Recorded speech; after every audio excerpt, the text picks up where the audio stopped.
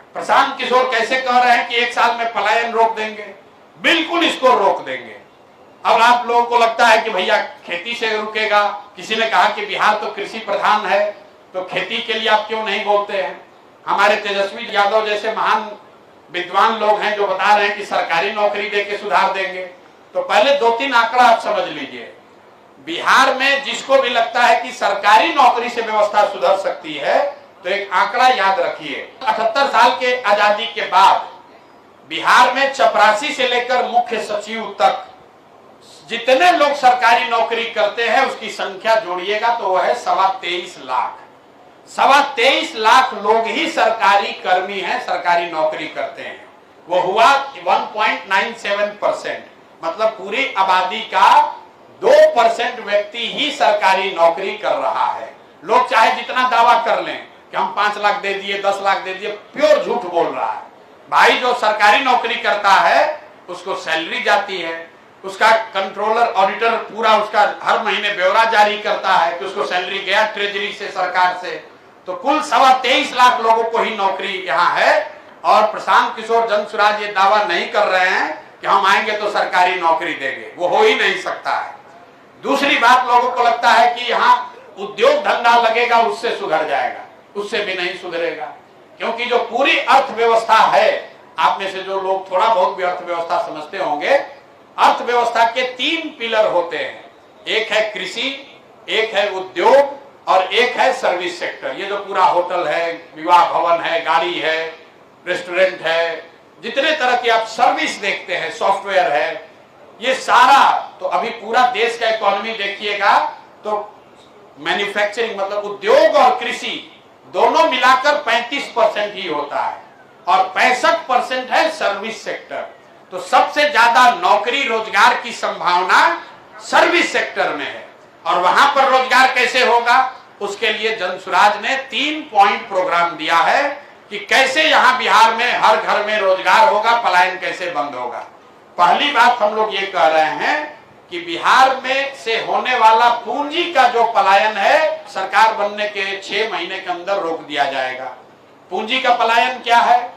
जो पैसा आप बैंक में रखते हैं, बैंक में जो आप पैसा जमा करते हैं, बैंकों की ये जिम्मेवारी है कि जितना पैसा हमने अपने बैंक में रखा उसका कम से कम 70% पैसा लोगों को ऋण के तौर पर, लोन के तौर पर मिलना चाहिए, ताकि लोग अपना घर बना सके, अपना रोजी रोजगार कर सके, कोई गाड़ी खरीद सके, कोई यूट्यूब चला सके, कोई कृषि में इन्वेस्ट कर सके, कोई दुकान खोल सके।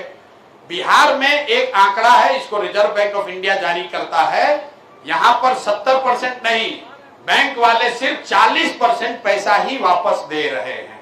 इसका असर क्या हो रहा है, आप में से शायद किसी को जानकारी न हो।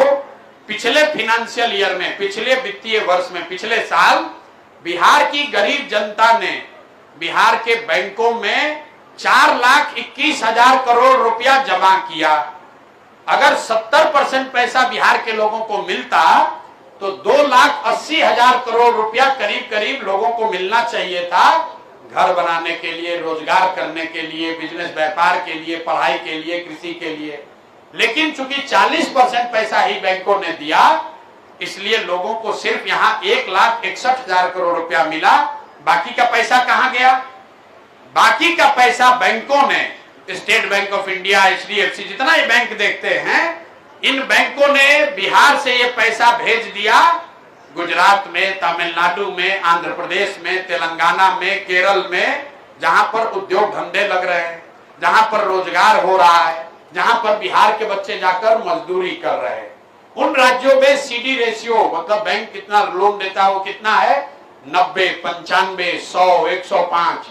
मतलब तमिलनाडु में अगर लोगों ने 100 रुपया बैंक में रखा तो बैंक ने 90 रुपया कर्ज दिया, और बिहार में लोगों ने बैंक में 100 रुपया रखा तो बैंक ने सिर्फ 40 रुपया दिया।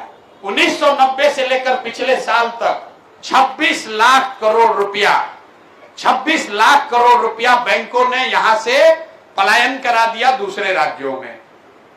26 लाख करोड़ रुपया, आप समझिए, अगर 26 लाख करोड़ रुपया बिहार के लोगों को उपलब्ध होता तो कितने ज्यादा लोगों ने रोजी रोजगार किया होता, उनको घर बड़ा बनाया होता, गाड़ी ज्यादा खरीदी होती।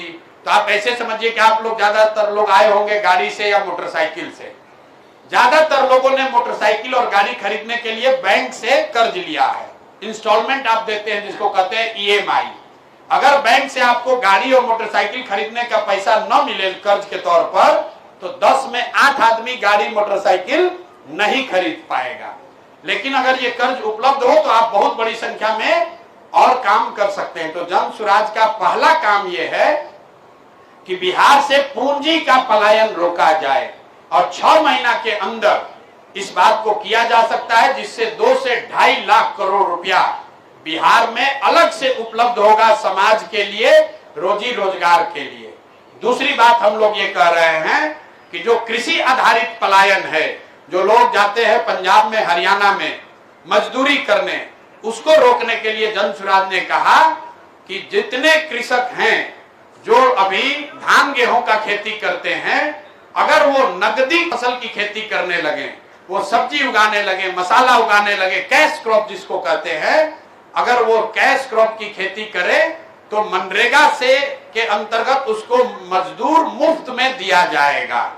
इसका फायदा क्या होगा कि जितने लोग मनरेगा के मजदूर हैं जो अभी चोरी हो रही है, वो पैसा वो मजदूर किसानों को मिल जाएंगे और किसानों को फायदा ये हो जाएगा कि अभी आप धान उगा रहे हैं, गेहूं उगा रहे हैं, क्योंकि मजदूर नहीं है, अगर आपको फ्री में मजदूर मिल जाए तो प्रति एकड़ आपकी प्रोडक्टिविटी, आपकी लागत कम होगी और आपका इनकम बढ़ जाएगा। और तीसरी बात पलायन रोजगार के लिए हम लोग ये कह रहे हैं कि बिहार में सामाजिक बनावट ऐसी है कि यहाँ लोग मूलधन से ज्यादा ब्याज से डरते हैं। लोग कर्ज लेकर काम नहीं करना चाहते, सोचता है कर्ज में ब्याज वाला में फंस जाएंगे, चक्रवृद्धि ब्याज में फंस जाएंगे, बर्बाद हो जाएंगे। अच्छे अच्छे घरों में लोग कोई रोजी रोजगार बिजनेस नहीं करना चाहते क्योंकि वो डरते हैं कि लोन लेंगे तो हम पर इस पर ब्याज बहुत लग जाएगा, इससे हम कहीं फंस सकते हैं।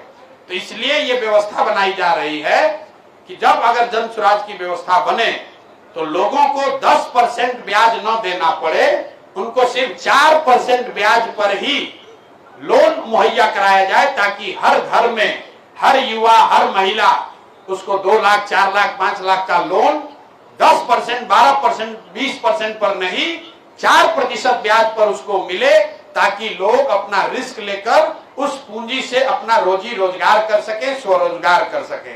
हम लोग को लगता है कि अगर ये 3 बातें की जाएं, पूंजी का पलायन रोक दिया जाए, मनरेगा को कृषि से जोड़ दिया जाए और लोगों को सस्ते दर पर 4% पर लोन उपलब्ध करा दिया जाए, पूंजी उपलब्ध करा दिया जाए, तो 1 साल के अंदर 50 लाख से ज्यादा रोजगार के अवसर बिहार में पैदा किए जाएंगे और उसी से यहाँ पर पलायन रुकेगा, उसी से गरीबी, बेरोजगारी दूर होगी।